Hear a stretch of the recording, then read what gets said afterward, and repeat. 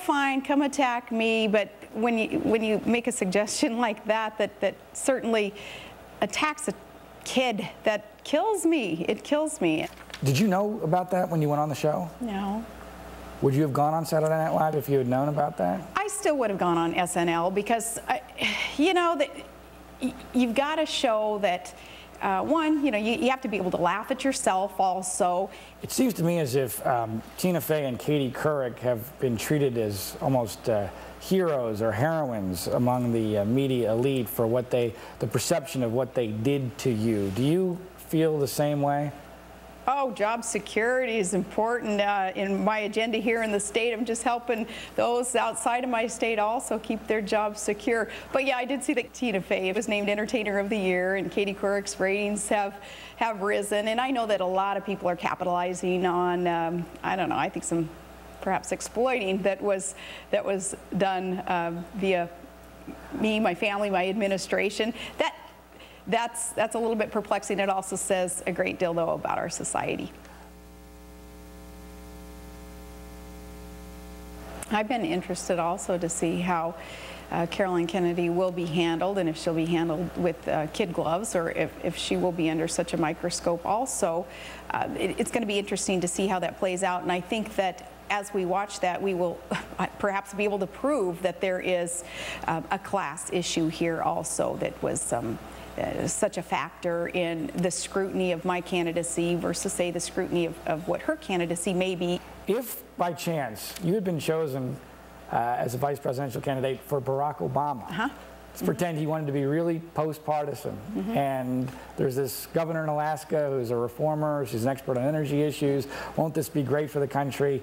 How do you think your candidacy would have been treated differently? I think they would have loved me as a candidate, and I've already lived through that more on a local level. There have been times where here in Alaska I've taken on my own Republican Party when there has been corruption, and I've been one to say, nope, enough is enough, we're going to clean up this party, and the leaders got to go, and we got to start anew.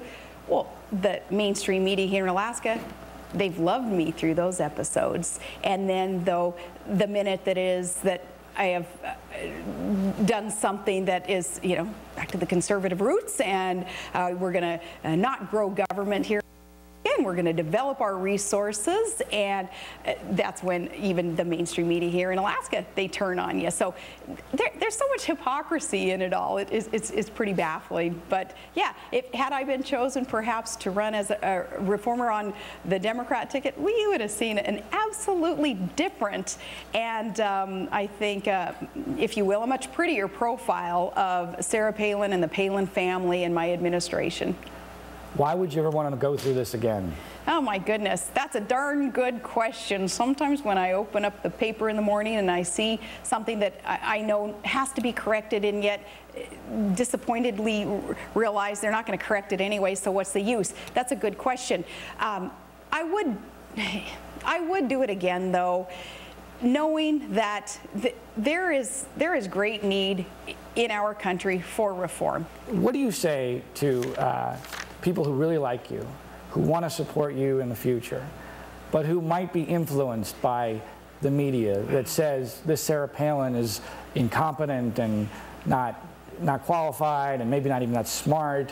What do you tell those people to hang their hat on? I wish that there was opportunity for people, especially in the lower 48, to look at my record and my administration's record, our administration wanting to shrink government again so that our families and our private businesses can be the ones growing and prospering, not government, not people having to look to government to solve their problems, but those things that we've done in my administration, a record there. I wish people in the lower 48 who perhaps would be tempted to be influenced by this media saying that we're just incompetent or ill-intended up here, I wish that they could just see our record, let it speak for itself, and perhaps believe the facts there versus being sucked into believing what it is that too many in the mainstream media would want them to believe.